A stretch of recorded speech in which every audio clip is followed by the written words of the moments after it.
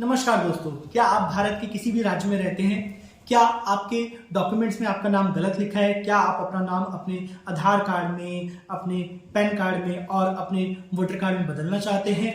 Friends, क्या आप अपने एजुकेशन डॉक्यूमेंट में अपने नाम को करेक्ट करना चाहते हैं? तो फ्रेंड्स, आज का वीडियो मैं भारत के सभी लोगों के लिए लेके आया हूं, जिसमें मैं आपको बताऊंगा कैसे आप अपने नाम को बदल सकते हैं, पूरे नाम को बदल सकते हैं, लास्ट नेम को बदल सकते हैं, मिडिल नेम को बदल सकते हैं। ठीक है, किस तरह से ये किया जाता है मैं स्टेप बाय स्टेप आपको बताऊंगा कि कैसे आप अपने पूरे नाम को बदलें या अपने एजुकेशन डॉक्यूमेंट्स में अपने नाम को ठीक करें। तो फ्रेंड्स, वीडियो को स्टार्ट करने से पहले मैं आपको बताना चाहूंगा कि ये कैसे होगा। इस क्वेश्चन को स्टेप करता हूं, तो वीडियो स्टार्ट करते हैं। फ्रेंड्स, अगर आप भारत में रहते हैं और आप अपना नाम बदलना चाहते हैं तो आपको 3 स्टेप फॉलो करने पड़ेंगे और इन 3 स्टेप फॉलो करने के बाद आपको मिलेगा सेंट्रल गजट, भारत का राजपत्र। अब ये भारत का राजपत्र होता क्या है? ये भारत का राजपत्र एक सर्टिफिकेट है जो कि केंद्र सरकार द्वारा दिया जाता है, सेंट्रल गवर्नमेंट द्वारा दिया जाता है। इसके अंदर इस सर्टिफिकेट में लिखा होता है कि आपका नाम ये, आप भारत के इस राज्य के रहने वाले हैं, आपके पिता का नाम ये है और आपने अपना नाम बदल के ये कर लिया है और भविष्य में आप इसी नाम से जाने जाएंगे। या फिर इसमें लिखा होगा आपके सभी एजुकेशन डॉक्यूमेंट में आपका नाम गलत लिखा है, या आपके 10वीं या 12वीं के डॉक्यूमेंट में आपका नाम गलत लिखा है, या आपके माता पिता का नाम गलत लिखा है और सही नाम ये है। जब आप इस तरह का डॉक्यूमेंट बनवा लेते हैं, ये सर्टिफिकेट आपको मिल जाता है, तो आप इजीली अपने किसी भी डॉक्यूमेंट में अपना नेम चेंज कर लेते हैं। आपको सिर्फ बैंक जाना होता है और बैंक जाके बोलना होता है कि मैंने अपना नाम बदल लिया है या मेरा नाम गलत लिखा है और ये रहा केंद्र सरकार का नोटिफिकेशन सर्टिफिकेट, आप मेरे बैंक अकाउंट में नेम चेंज कर दीजिए। आधार कार्ड सेंटर जाइए, पैन कार्ड ऑफिस जाइए, पासपोर्ट ऑफिस जाइए, इस सर्टिफिकेट को दीजिए और अपना नाम चेंज करा लीजिए। आपको वीजा लगवाना है, आपको आउट ऑफ कंट्री ट्रेवल करना है, आपको सिर्फ ये सर्टिफिकेट दिखाना पड़ेगा और आपको कोई प्रॉब्लम नहीं आएगा। तो फ्रेंड्स, इस सर्टिफिकेट को कैसे बनवाया जा सकता है? इस सर्टिफिकेट को बनवाने की 3 स्टेप हैं। सबसे पहला स्टेप एफिडेविट बनवाना, दूसरा स्टेप न्यूज़पेपर बनवाना, तीसरा स्टेप सीडी बनवाना। तो सबसे पहले मैं आपको अपना खुद का एग्जांपल दूंगा कि कैसे कोई व्यक्ति अपना नाम चेंज कर सकता है। ठीक है, तो नेम चेंज करने के रीजन आपको बिल्कुल पता होंगे। किसी को अपना नाम पसंद नहीं है, किसी को पंडित जी ने बता दिया कि भैया अपना नाम बदल लो, और किसी को अपना नाम पप्पू है, उसको लाइक नहीं करता, वो बदलना चाहता है, और किसी को ऐसा लगा कि अगर मैं अपना नाम बदल लूंगा तो मेरी किस्मत बदल जाएगी, वो अपना नाम बदलना चाहता है। और कोई किसी की शादी हुई है और वो सोच रहा है कि मैं अपने हस्बैंड का सरनेम लगा लूं, तो वो अपना नाम बदलना चाहता है। तो फ्रेंड्स, चलिए स्टार्ट करते हैं कैसे अपने हस्बैंड का सरनेम लगाया जा सकता है, कैसे पंडित जी के कहने पे या खुद आप अपना नाम बदल सकते हैं। तो एग्जाम्पल मैं देता हूं इस फाइल से, क्योंकि जो फाइल मैंने अपनी क्लाइंट की बनाई हुई है, तो मैं आपको एग्जांपल देता हूँ।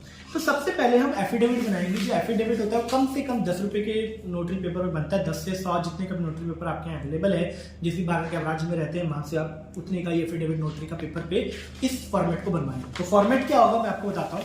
फॉर्मेट में लिखा हुआ है मेरा नाम विपिन चौहान, मेरे पिता का नाम ये, मैं भारत के इस राज्य का रहने वाला हूं, पिन कोड नंबर ये, मैं अपना नाम बदल के विपिन चौहान से रवि त्यागी करता हूं। ठीक है, या फिर अगर मुझे पूरा नेम बदलना था तो पूरा नेम बदल सकता हूं। मैं अपना नाम विपिन चौहान से रवि करता हूं, या फिर मैं अपना नाम विपिन से आकाश करता हूं। जो भी मैं नाम बदलना चाहता हूं, नया नाम बदलना चाहता हूं, वो मैं ये करता हूं और भविष्य में मुझे नए नाम आकाश से ही जाना जाए।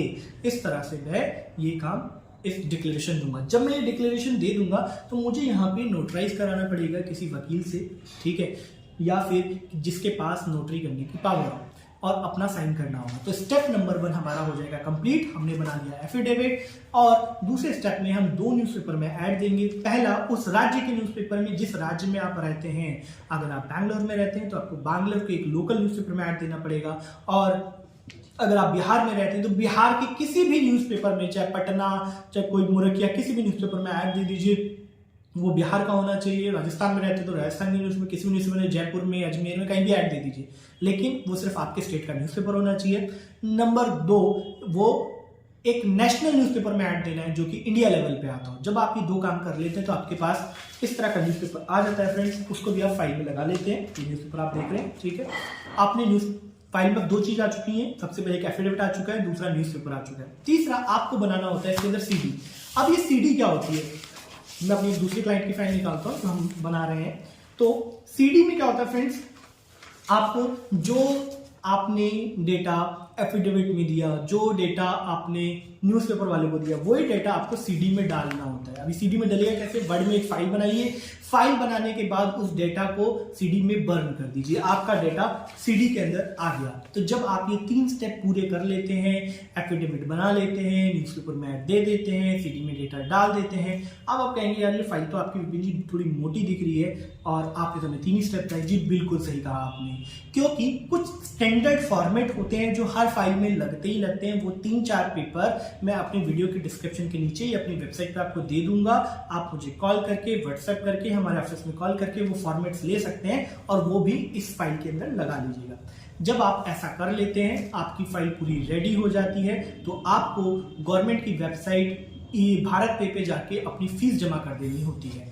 फीस जमा करने के बाद आपको इस फाइल को सेंट्रल गजट ऑफिस जाके वहां पे इस फाइल को जमा कर देना होता है। जब आप अपनी फाइल को civil line central gazette office विधानसभा के जो पास है, क्योंकि भारत सरकार का ऑफिस दिल्ली में है, ठीक है, वहां जाके आप ये फाइल जमा कर देते हैं, तो आपको वेट करना होता है 30 से 40 दिन, मतलब 1 महीने से 40 दिन का वेट करना होता है। और 1 महीने बाद गवर्नमेंट की वेबसाइट पे, ई गजट की वेबसाइट पे आपको ये सर्टिफिकेट मिल जाता है। जैसे ही आपको ये सर्टिफिकेट मिल जाता है, आपको कुछ नहीं करना, आपको पैन कार्ड ऑफिस जाना है, इसको देना है, आपको आधार कार्ड ऑफिस जाना है, इसको देना है, और आपको अपने एजुकेशन सेंटर जिस बोर्ड से आपने पढ़ाई की है वहां जाना है, ये देना है, ठीक है।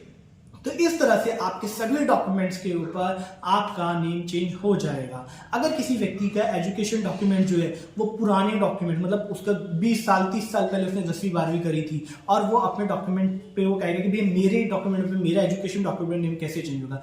भैया अगर आपके डॉक्यूमेंट बहुत ही ज्यादा पुराने हैं, ठीक है, आपने जिस बोर्ड से पढ़ाई करी है, अगर आप किसी जॉब के लिए प्रोवाइड कर रहे हैं, प्राइवेट या सरकारी जॉब के लिए, तो आपको क्या करना है, आप अपने डॉक्यूमेंट पे नेम मत चेंज कराओ। एजुकेशन डॉक्यूमेंट पे सिर्फ गजट की कॉपी, जब आप जॉब अप्लाई करें तो गजट की कॉपी लगा दीजिएगा, क्योंकि गजट केंद्र सरकार द्वारा दिया गया हुआ एक कानून है, एक सर्टिफिकेट है जो उन्होंने दिया है, ठीक है। तो इसको कोई काट नहीं सकता है, इसको कोई चैलेंज नहीं कर सकता है, तो वो लगा के आपके लिए भी काम करेगा। और अगर किसी ने हाल फिलहाल में अपनी एजुकेशन की है और वो अपना नाम चेंज करना चाहता है, वो इजिली बोर्ड्स में जाके और वहां जाके चेंज हो जाती है। तो आधार कार्ड, पैन कार्ड, सब जगह सेंटर्स पे जाइए, ये डॉक्यूमेंट को दीजिए और अपना नेम चेंज करा लीजिए। फ्रेंड्स, अगर आपका कोई भी क्वेश्चन है, इस वीडियो को बनाने में बहुत मेहनत लगी है, सबसे पहले आपसे रिक्वेस्ट करूंगा आप इसे लाइक करें और सब्सक्राइब करें।